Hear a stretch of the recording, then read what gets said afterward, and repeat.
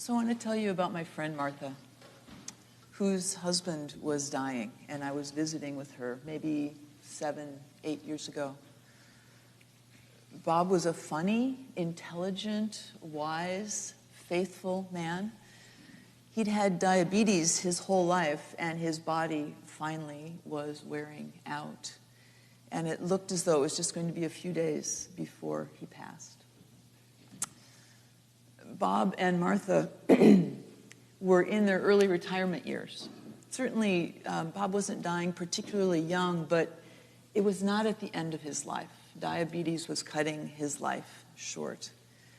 And so I was checking in with Martha frequently, and she spoke about hospice care and about the adult kids coming home with the grandkids and about friends coming over with casseroles and walking the dog and just sitting with her and Bob. And she kept saying to me, there's one word that keeps coming to my mind, blessed. I feel blessed. And then she sort of looked reflective for a moment and said, I don't want to sound super religious or anything, even though she was a church person. But that's how I feel, blessed. Even after Roy's death, a few days later, when I went to go visit her, she again said, I continue to feel blessed. It's the only word I can think of to describe it. I don't think she meant she felt blessed because she'd lost the love of her life. I think she meant that she felt blessed because all of these folks were caring for her, and blessed by the fact that Bob had been able to die the way he had wanted to at home, surrounded by family and friends. I think she meant that she was blessed because they had had so many years together, though she was always very quick to point out that it was not always smooth. And I think she meant she felt blessed because in those final days of Bob's life, she could just be with him because other folk took care of everything else that needed to be done. I feel like I'm being carried through this, she said, like I'm blessed. Blessed are those who mourn, Jesus said, for they shall be comforted. I feel like that is what Martha lifted up for me at that time. She definitely mourned, and she was open enough to receive the blessing, to receive the comfort we and God could bring her, and she found it to be a great blessing.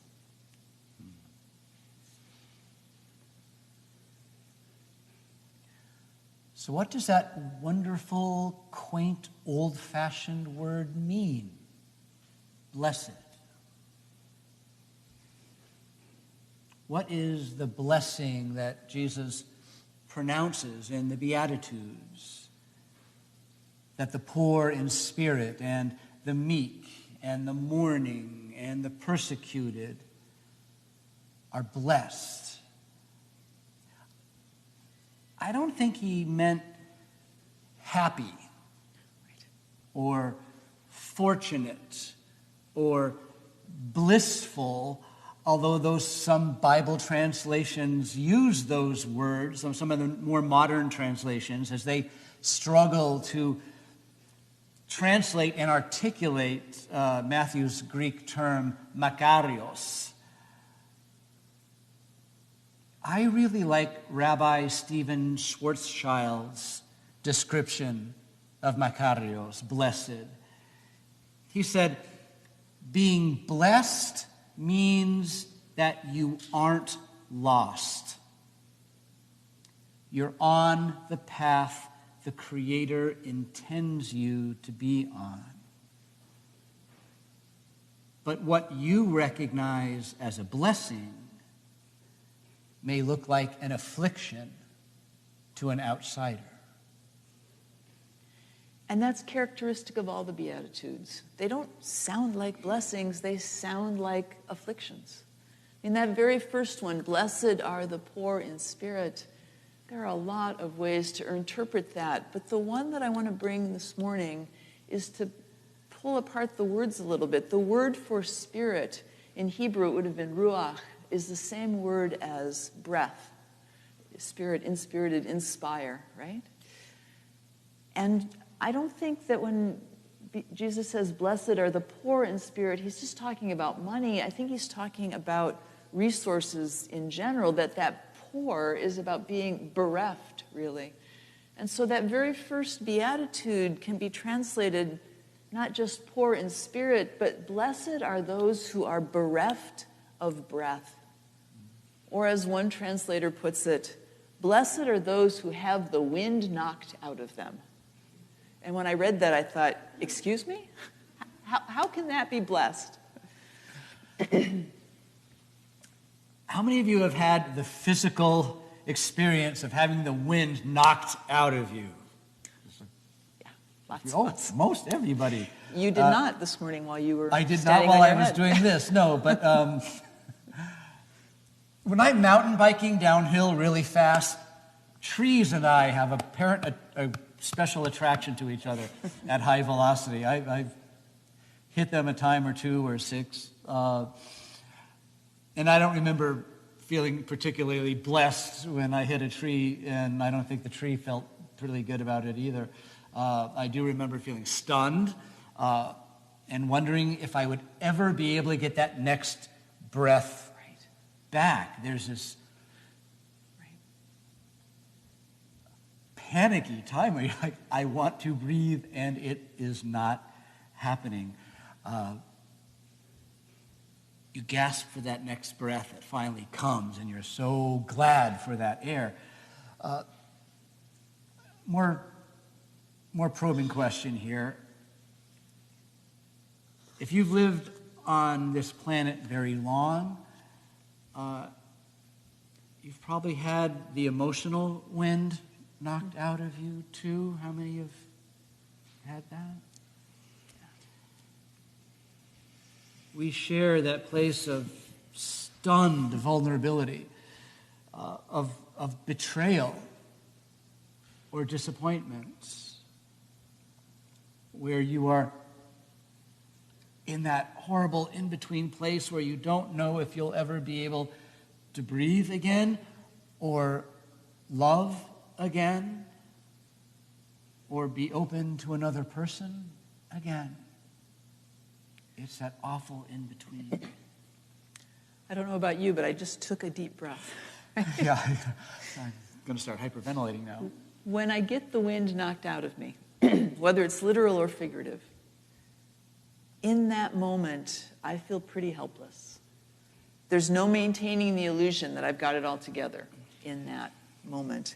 There's just a naked, desperate yearning for air, for hope, for help sometimes. And when that blessing comes, I am so grateful for it coming. In that moment, all I can do is rely on God, rely on the generosity of friends or the kindness of strangers, maybe. All I can do is receive. And I wonder if that is part of the blessing of being on the right path, is being open enough to receive this as a blessing instead of closing down into bitterness. If part of the blessing is staying open to this, even this being God's path, God's strange blessing in my life. At the 9 o'clock service, we asked folks to define blessing, and Dave said, it's having God's wind at your back, which I thought was great. And you're talking about that vulnerability of needing to be open, like opening sails up to that. Yeah. How do we do that opening? Our other scripture reading this morning is from Micah, the prophet Micah, chapter 6, verse 8. What does the Lord require of you? But just this, O mortal, to do justice, to love kindness, and to walk humbly with your God. It's one of Barb and my favorite scriptures. We wrote it into our wedding vows, and it's why our son is named Micah. Indeed. As we've reflected on this week, I thought about how living Micah 6:8 leads me straight into the Beatitudes.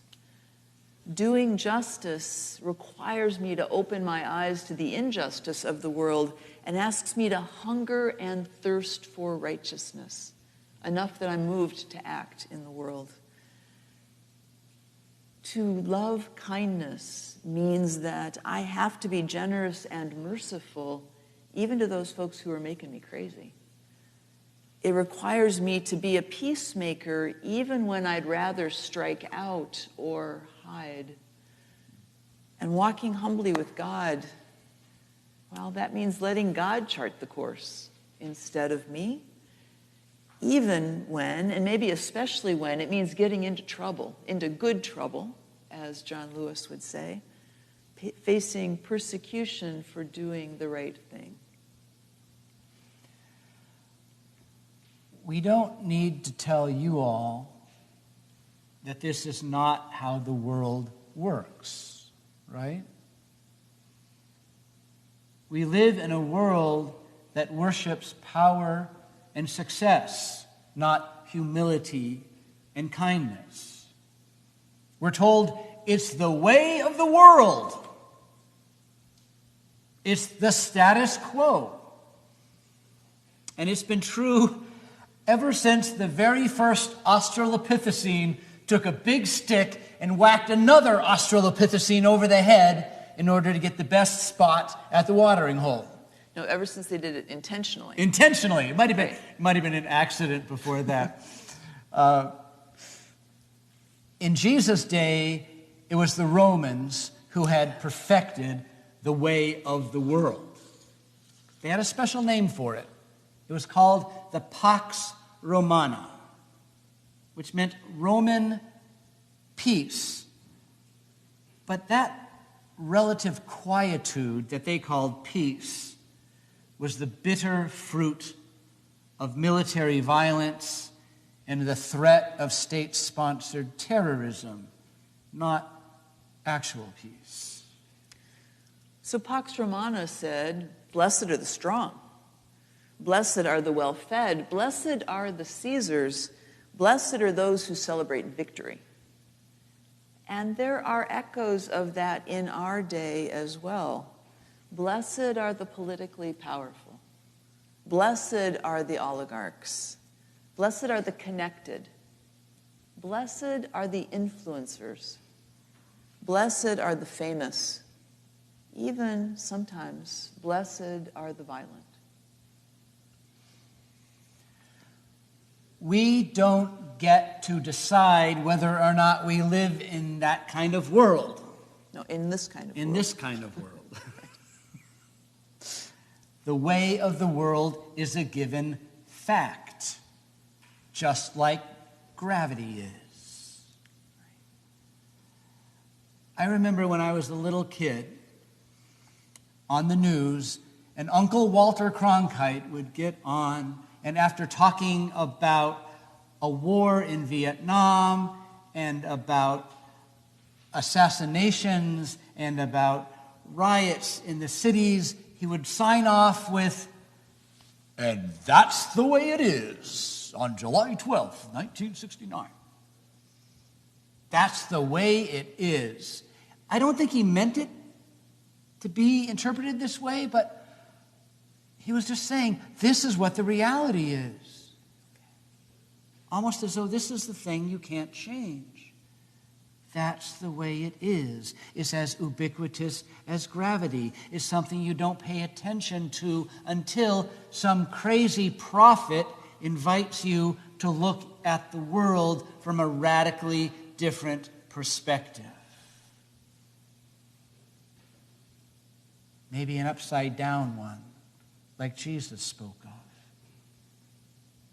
Remember when I shared in the kids' message, hanging upside down from the monkey bars, watching kids jump rope or swing on a swing or play a game of Foursquare? Suddenly you realize that gravity is an imposed force, an external force, and not just the way it is. Same with the powers that be and the way of the world. You come to realize, looking through the lens of an upside-down kingdom, that the powers and the injustice and the violence are imposed. And so Micah 6:8 and Jesus in the Beatitudes call us to recognize that the status quo isn't the only way the world can be. In fact, they call us to proclaim that God is working toward an entirely different kind of world, which Jesus called the kingdom, which we sometimes call the kingdom or the realm of God. I believe they ask us to embrace almost a dual citizenship. One foot in the world we live in, maybe, and also a foot in that upside-down world that Jesus is calling us to be part of, that Jesus asks us to live within ourselves and also outside ourselves. Jesus said, "The kingdom is among you and within you." The more we live in Jesus' way, in the way of Jesus, the more we start to catch glimpses of this upside-down kingdom that we can be a part of. Places where the poor and the poor in spirit are gathered up and cared for. Places where we work for mercy and for peace and for justice. Places where people are, yes, getting into what John Lewis called good trouble for confronting the way of the world again and again and again. That is our difficult dual citizenship. And once we start paying attention to that upside-down world, we find glimpses of it all over the place. And for me, the most recent of those happened right here in this church last Sunday when I asked those of you who were here to fill out a handout that told us what your soul was longing for or is longing for. And thank you to all of those of you who did and who were willing to share that with us. In reading them this past week, I was struck by how many spoke about longing for purpose, or longing for peace in their heart, or in their relationships, or in their world, longing for true justice, and longing for the courage to make that justice a reality. I believe that that longing in our hearts is an expression of our hunger for Jesus' upside-down world. That's the part of us that wants to not just have citizenship in the world as it is, but to have citizenship in Jesus' world, even if it's hard, because that's what really matters. When Matthew uses the term kingdom of heaven, he's not talking about pie in the sky when you die. It's a kingdom where God's will is done on earth as it is in heaven. That's our dual citizenship. And it's not easy. It can make one exquisitely uncomfortable to show mercy and to love your enemy, to stand up to power, to get the wind knocked out of you again and again and again, and to rely on God's love and God's compassion and God's mercy to get us back up on our feet and do it again. Dual citizenship isn't easy. It isn't easy to figure out the next steps in Jesus' upside-down world, and maybe especially isn't easy for those of us who are pretty comfortable, really, in the world as it is. And yet, somehow, as we seek to walk humbly with God step by step and walk with each other step by step, and we keep our eyes focused on doing justice and loving kindness, we figure out the balance minute by minute as we go along. Together, we become part of a community that is healing the brokenness in the world. Dual citizenship is how we walk in God's way, in the way of the world. It's not easy, but it is blessed. And so finally, we want to share a quote with you from Roland Walls, who founded a monastic community in Scotland, because he says all this so beautifully. So hear these words. He says, "Looking for the will of God and following Jesus are the same thing. And to follow Jesus is to walk step by step, not knowing what may be asked of you in the next quarter of an hour. There's no book, not even the Sermon on the Mount itself, on which you can rely to tell you exactly what you must do at any given time. You have to keep your eyes wide open to discern that somehow the way before you is the way of love. This is an exciting and an exhausting way to live, because you never know what's going to turn up. But there is something marvelous in the fact that God's will for you in the next moment comes each time as a gift." A gift. And we would add, a blessing.